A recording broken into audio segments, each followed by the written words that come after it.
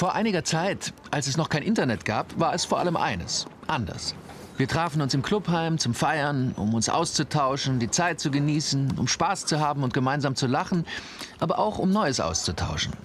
Auf einem Bildschirm konnte man in Gebärdensprache nur bei Sehen statt Hören etwas sehen. Und heute? Wie sieht es nach all den Jahren aus? Komplett anders. Das Internet ist voll von gebärdensprachlichen Beiträgen, ob auf YouTube, Instagram oder anderen Plattformen. Aber bleiben wir bei Instagram. Die Anzahl an Kanälen mit DGS geht ins Unermessliche. Da bleiben keine Wünsche offen.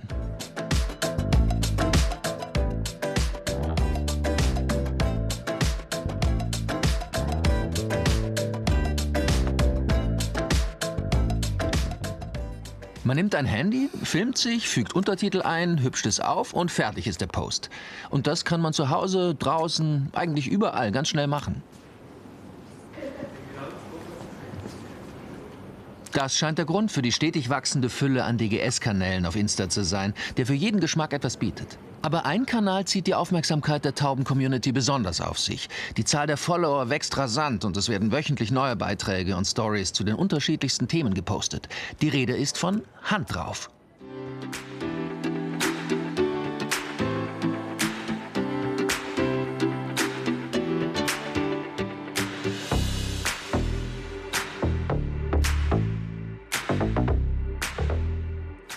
Hand drauf ist ein Instagram-Kanal für Taube, also für diese Zielgruppe. Es wird alles in Gebärdensprache zu Themen aus der Tauben-Community gepostet. Der Name Hand drauf allein besagt schon, dass all unsere Beiträge in Gebärdensprache für unsere Tauben-Follower gepostet werden. Wir ziehen auch Gebärdensprache-Interessierte an, da wir für jeden zu sehen sind.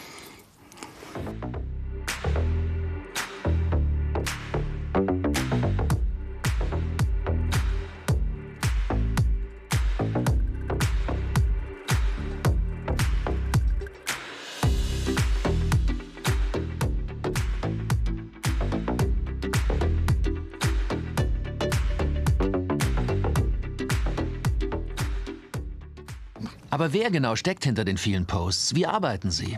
Das schauen wir uns genauer an. Das Team von Hand drauf lebt übrigens in unterschiedlichen Städten. 2 von ihnen leben hier in München. Also habe ich mich auf den Weg gemacht, um sie zu treffen. Eine von ihnen ist Iris, die seit den Anfängen von Hand drauf mit dabei ist.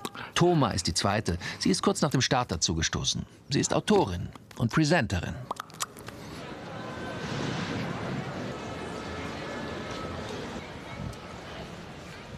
Hey! Ah, hallo. Hallo. Wir waren gerade dabei, uns zu überlegen, wie wir unseren nächsten Beitrag aufnehmen sollen. Prima, dass du hier bist. Du könntest das Filmen für uns übernehmen. Ja, sehr gerne. Das Thema sind die abgesagten Weihnachtsmärkte. Wir werden also voller Erwartung hier ankommen, um dann enttäuscht festzustellen, dass der Weihnachtsmarkt abgesagt wurde. Und los.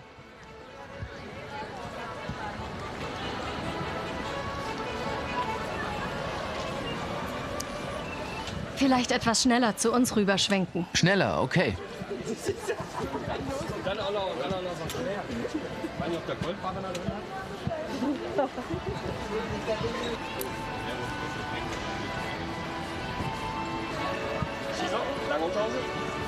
Ja, perfekt. Ja. Danke, erledigt. Prima. Braucht ihr noch mehr? Ja, noch 2.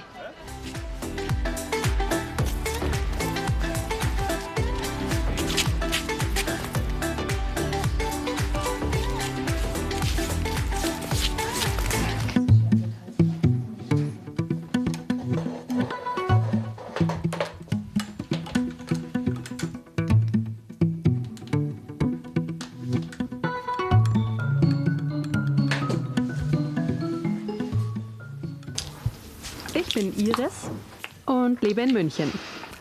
Ich arbeite für Hand drauf als Host, quasi als Moderatorin.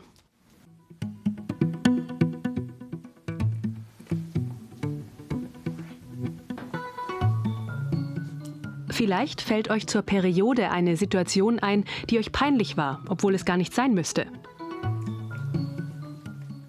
Taube Menschen haben einen großen Bedarf bei Tabuthemen. Bei dem Thema Periode war zu sehen, wie wenig Wissen da auch herrscht. Hinzu kommt, dass viele da Diskriminierungserfahrungen gemacht haben. Oft kommen Aussagen wie, ach, das bisschen Bauchschmerzen oder das wirst du ja wohl aushalten können. Dass aber auch ernsthafte Erkrankungen dahinter stecken könnten und es auch diskriminierend ist nicht klar.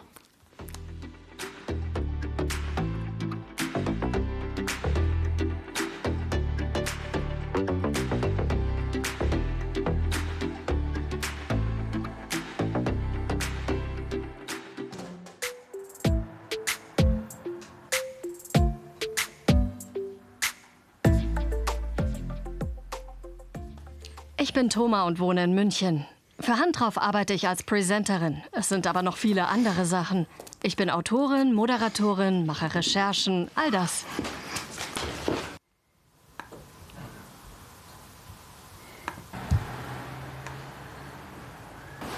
Ich liebe Herausforderungen jeglicher Art. Immer nur das Gleiche tun war noch nie etwas für mich. Social Media interessiert mich schon seit meiner Jugend. Ich habe immer wieder mal was gepostet und dann hatte ich auch einen eigenen Insta-Kanal. Wegen meiner Weltreise.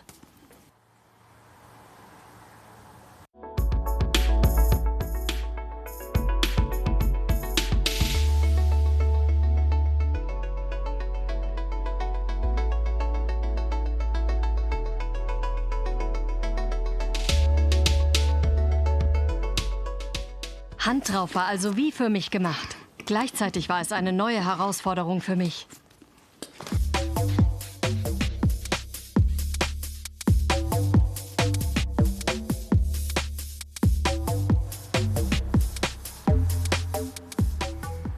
Dann bekam ich eine Mail für ein Casting, wobei mir das Thema nicht ganz klar war. Funk hatte mein Interesse längst geweckt wegen ihres Untertitelangebots, nur leider ohne taube Presenter. Als dann die Einladung kam, war ich ganz überrascht. Zwar lag der Fokus noch auf YouTube, aber ich dachte mir, Hauptsache, ich bewerbe mich erst mal.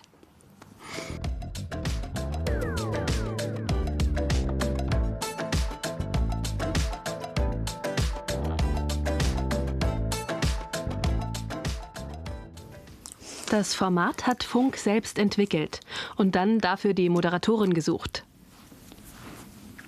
Ich bewarb mich einfach und wurde dann auch zu einem Vorstellungsgespräch nach Köln eingeladen. Und zurück in München erhielt ich schon die Zusage. Klar hatte ich Interesse an dem Job, aber natürlich gab es auch Mitbewerber. Leider hatte ich es nicht geschafft. Es lag einerseits am ungünstigen Zeitpunkt, andererseits hatte ich keine Erfahrung im Bereich Journalismus.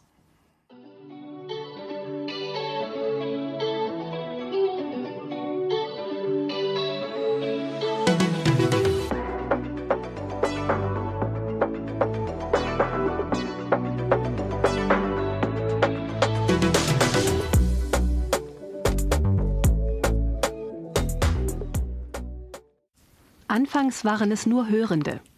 Sie gaben also das Thema vor, schrieben das Drehbuch und zum Schluss kam mein Part als Moderatorin. So fuhr ich zum Beispiel auch nach Berlin zu einem Pop-Festival, um das Thema Musikdolmetschen zu moderieren.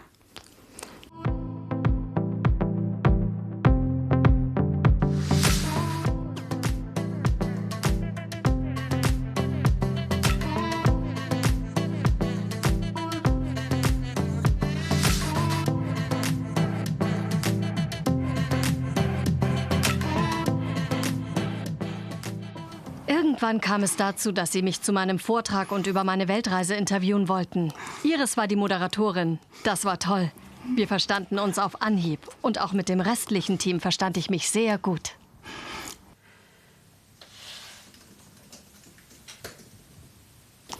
Beim zweiten Thema ging es um Thomas Weltreise, was auch noch für YouTube gedacht war. Und hier merkten wir den enorm höheren Aufwand beim Schnitt, weil die Cutter keine Gebärdensprache konnten. Über Hand drauf sollten noch andere Formate von Funk mit Gebärdenspracheinblendungen erscheinen. Reiß dich zusammen und das hilft halt einfach nicht. Ich habe mich komisch angeschaut. Wie alt warst du da? Mit 12 habe ich angefangen. Da das Format so nicht funktionierte, hat man mit Hand drauf erstmal eine Pause gemacht. Hand drauf und die damit verbundenen täglichen Gebärdenübersetzungen von Funkvideos werden ab dem 1. Januar 2020 nicht fortgeführt. Leider haben wir bisher nicht so viele gehörlose Menschen erreicht, wie wir uns das gewünscht haben. Deswegen gehen wir mit dem Kanal in eine Pause. YouTube wird hauptsächlich von Hörenden als Informationskanal genutzt.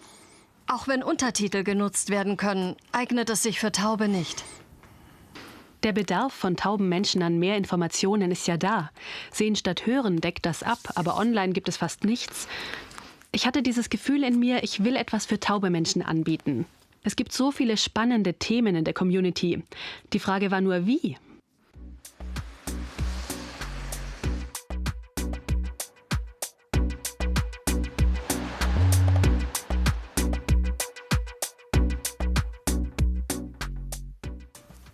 Im Bereich der Öffentlich-Rechtlichen bin ich die einzige taube Person, die dort arbeitet. Einfach ist es nicht. Während meiner Ausbildung war es oft so, dass ich das Gefühl hatte, mir geht die Kraft aus. Und trotzdem hat es mir Spaß gemacht.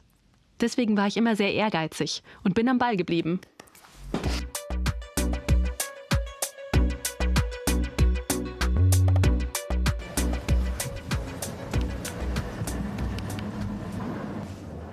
Das hier war der Raum, in dem wir ausgebildet worden sind. Das Ganze ging über 2 Jahre. Und hier saß ich. Und die Dolmetscher saßen dort während des Unterrichts. Hier mussten wir den Schnitt üben. Jeder hatte einen eigenen Rechner. Nebenan war die Theorie und hier übten wir das Schneiden und so weiter.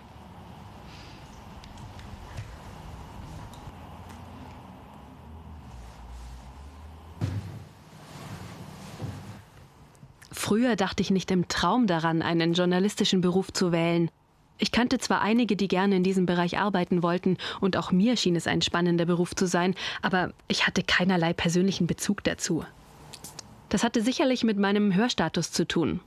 Später dann, als ich zur Uni ging, machte ich ein Praktikum bei Sehen statt Hören.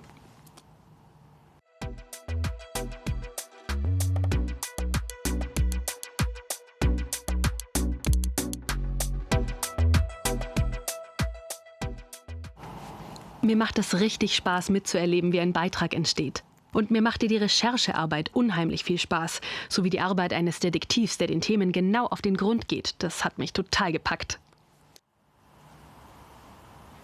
Als Taube überall journalistisch zu arbeiten, ist schwierig. Mein Gefühl ist, dass es beim BR aufgrund von Sehen statt Hören einfacher ist, weil viele mit dem Thema und tauben Menschen schon vertraut sind. Auch der Austausch ist möglich.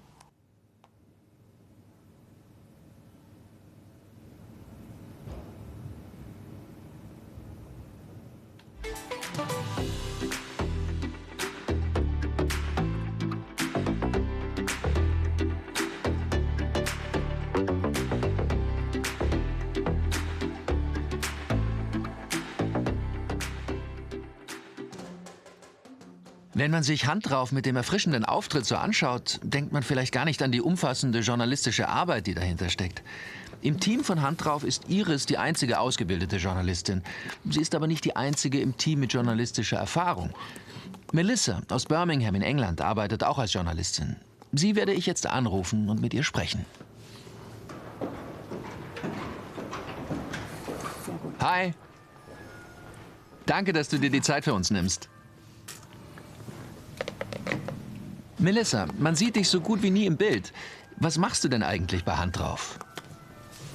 Ja, da hast du recht. Man bekommt mich wirklich selten zu sehen. Hin und wieder habe ich einen Gastauftritt. Ansonsten bin ich eher im Hintergrund. Zum Beispiel als Autorin. Ich bereite die Themenwochen vor, vernetze mich mit anderen Redaktionen, wirke als Host mit. Bin also Ideengeberin und plane die kommenden Wochen inhaltlich. Zusätzlich bin ich im Community Management tätig. Das bedeutet, dass ich die Kommentare bei Instagram beantworte. Du bist ja auch Journalistin. Wie bist du dazu gekommen? Eine journalistische Ausbildung habe ich keine. Meine ersten Erfahrungen machte ich bei der Deutschen Gehörlosenzeitung. Dort schrieb ich hin und wieder Artikel, was mir Spaß bereitete. Als ich dann später bei See Here, bei der BBC mitarbeiten durfte, konnte ich viel Erfahrung an journalistischer Arbeit sammeln. Das war toll. Parallel arbeitete ich weiter für die Deutsche Gehörlosenzeitung. Zusätzlich verfasse ich noch Newsletter. Was meinst du, ist es für eine taube Journalistin in der Welt von Hörenden einfach, einen Job zu bekommen? Gibt es da genügend Gelegenheiten? Klar ist, die meisten haben ein falsches Bild von tauben Menschen, dass wir vieles nicht können und so weiter. Daher müssen wir uns immer erst mal beweisen. Mein Gefühl ist, dass Hand drauf eine gute Gelegenheit dazu ist. In unserem Team sind auch hörende Mitarbeiter, die dem WDR angehören. Es gibt uns die Möglichkeit, neue Netzwerke zu bilden. Ich denke, dass man hier, unabhängig von Themen rund um die Taubheit, sicher Chancen bekommt, journalistisch tätig zu werden. Die große Chance liegt in der Zukunft bei den Netzwerken.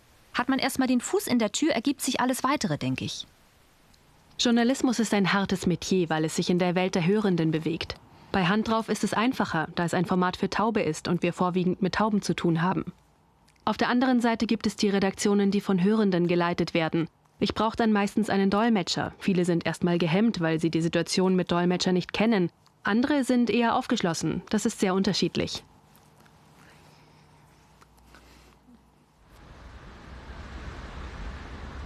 Müssen taube Menschen etwa 3-mal härter arbeiten, um an ihr gewünschtes Ziel zu kommen?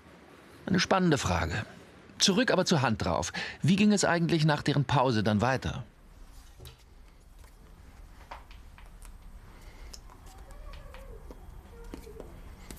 Ein Jahr später, im Sommer 2020, kam eine erneute Anfrage. Sie wollten mit einem völlig neuen Konzept starten und fragten mich, ob ich mir eine Mitarbeit vorstellen könnte.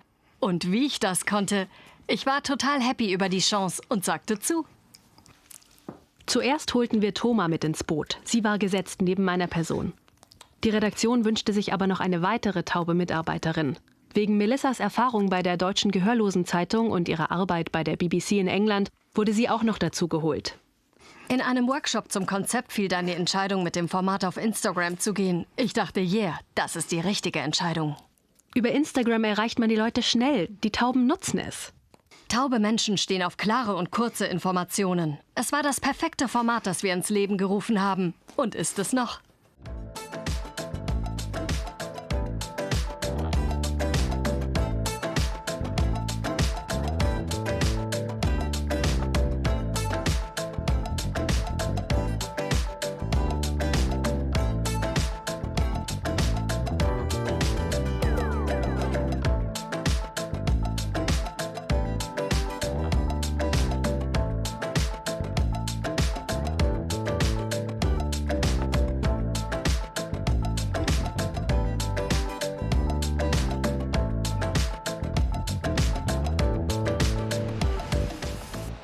Nicht, dass ich hier nach hinten falle. Ja, perfekt. Prima, dann hätten wir das. Und jetzt zu dritt. Du musst mitmachen. Okay, na dann. Gut.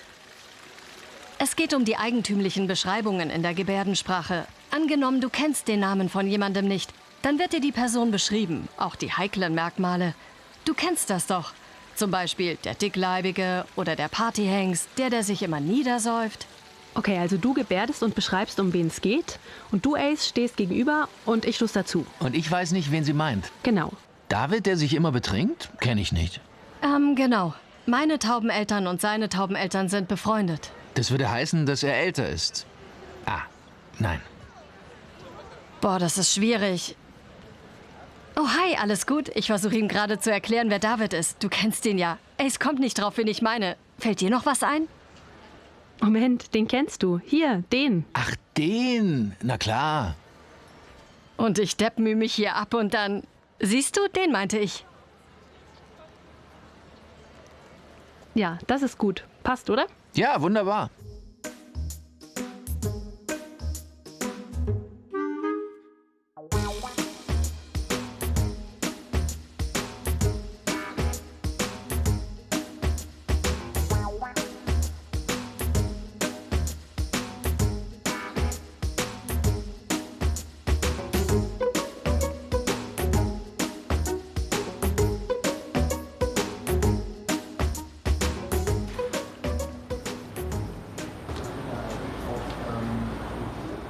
Das gesamte Team von Hand drauf arbeitet von zu Hause aus. Neben München arbeiten sie noch in weiteren Orten der Republik und es funktioniert. Auch dank moderner Technologie.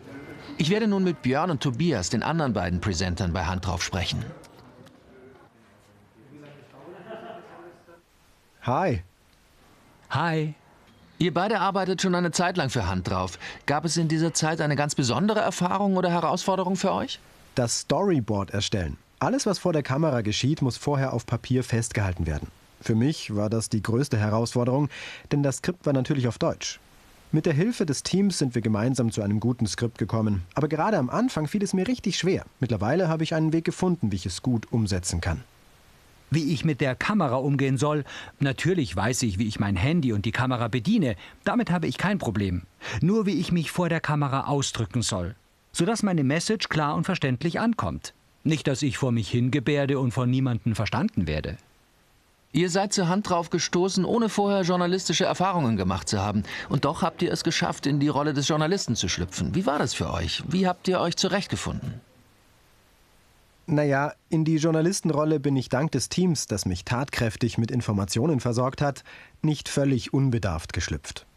So durfte ich lernen, wie Journalisten arbeiten und konnte durchweg positive Erfahrungen sammeln. Natürlich hat mir das Team viele Tipps mitgegeben. So konnte ich mein Wissen zum journalistischen Arbeiten erweitern. Ich finde das spannend. Durch die Arbeit bei Hand drauf wurde mein Interesse für journalistisches Arbeiten geweckt. Ich könnte mir vorstellen, das später zu vertiefen. Vielleicht sogar eine Ausbildung zu machen. Das würde mich interessieren.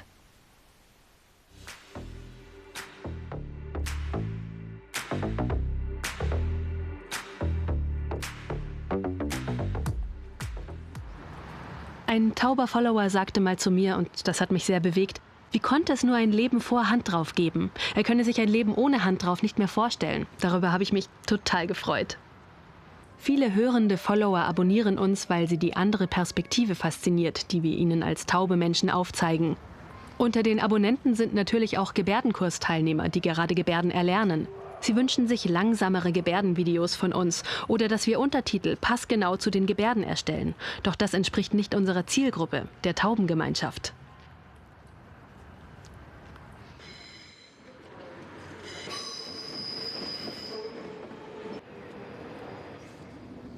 Durch Hand drauf eröffnen sich mir neue Perspektiven. Zum Beispiel der Blick einer hörenden Autorin auf die Umsetzung des Skripts. Für mich eine völlig neue Erfahrung. Oder wenn mir zu einem Thema keine Ideen kommen wollen, erhalte ich vom Team die nötige Prise Salz. Und schon sprudelt es wieder in mir los. Das ist so toll, wenn das Team aus Hörenden und Tauben sich ergänzt. Endlich, genau das, was ich manchmal brauche. Dass sich die Hörenden und Tauben in unserem Team gut verstehen, ist so wichtig. Die Hörenden bringen ihre Perspektive und Erfahrung mit ins Team, vor allem im journalistischen Bereich. Die Tauben nehmen ihre Perspektive ein und sind die Themengeber. Ich denke, dass durch die Zusammenarbeit mit Hörenden unsere Arbeit bekannter und öffentlichkeitswirksamer wird. Das öffnet uns mehr Türen.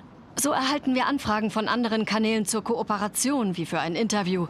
Das ist toll. Dadurch sind wir auch an anderen Orten zu sehen.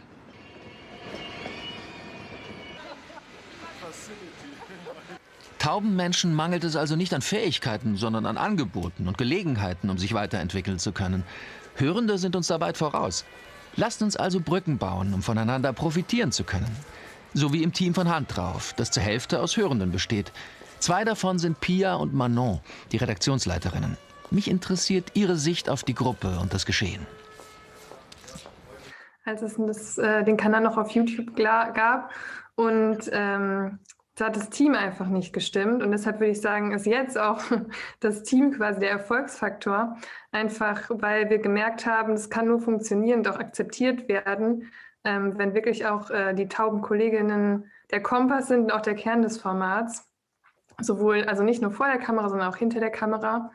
Und deshalb würde ich sagen, ist das auf jeden Fall das Wichtigste bei uns. Und auch nur deshalb funktioniert es eben, weil unsere Kolleginnen die Hauptarbeit machen. Aus der Community für die Community.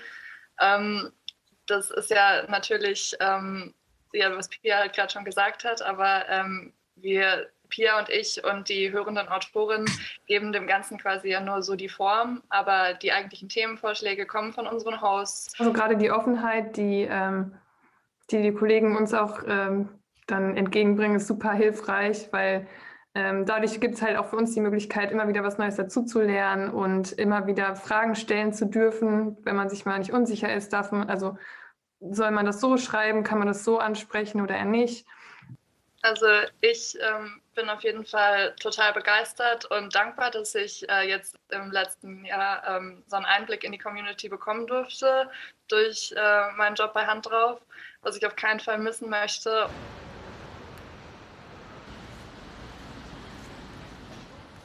Kommt, lasst uns was trinken.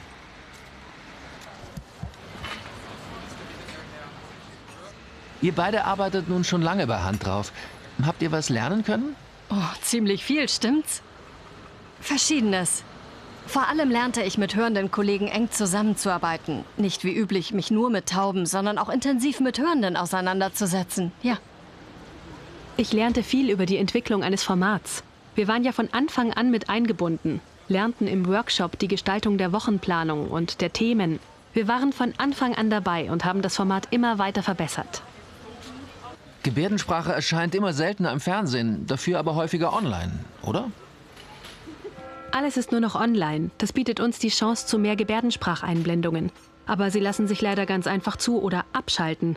Im Fernsehen ist es ein fester Bestandteil des Bildes und nicht möglich. So oder so, wir sollten sehen, in welche Richtung sich das entwickelt. Vielleicht zu etwas nie Dagewesenem. Wer weiß? Gibt es etwas, was ihr den Hand drauf-Followern auf diesem Wege mitteilen möchtet? Ich hoffe, dass Hand drauf bei den Followern zu mehr Wissen beiträgt. Und dass sie sich über Tabuthemen ganz selbstverständlich unterhalten können. Dass sie sich nicht nur über uns informieren, sondern auch in den privaten Austausch mit anderen gehen, um sich zu bestimmten Themen zu öffnen. Umgekehrt wünsche ich mir weiterhin Themenvorschläge, die wir recherchieren dürfen und so dazu beitragen können, weitere Tabus zu durchbrechen. Möchtet ihr dem Hand drauf-Team noch etwas sagen, was euch am Herzen liegt? Dank Hand drauf verstehen wir beide uns wirklich hervorragend. Und auch das Team versteht sich richtig gut. Ich würde uns nicht als Kollegen bezeichnen, sondern fast schon als Familie, samt unseren hörenden Teamkollegen. Wirklich super. Wir können uns so wunderbar über Themen austauschen, profitieren von den verschiedenen Perspektiven und unterschiedlichen Meinungen. Bei uns gibt es kein Konkurrenzdenken. Ganz im Gegenteil, wir unterstützen uns, sind offen und haben vor allem eins: Spaß. Gerade deshalb bilden wir so eine wunderbare Einheit und können uns kreativ austoben. Das ist großartig. Ihr arbeitet bei Hand drauf seit mittlerweile einem Jahr. Habt ihr eine Vision, wohin sich Hand drauf entwickeln soll? Hand drauf soll noch professioneller und besser werden und sich immer weiterentwickeln. Ich wünsche mir mehr Präsenz, mehr echte Begegnungen mit Menschen im Journalismus. Ich hoffe, dass das zukünftig wieder möglich ist. Das hängt natürlich auch von den Themen ab. Ich wünsche mir, dass nicht nur digitale, sondern auch wieder authentische Begegnungen mit natürlichen Gesprächen, so wie jetzt, möglich sind. Mal sehen. Ich bin gespannt, wohin der Weg uns führt. Ach, und Ace, danke für den Tee. Ja, danke.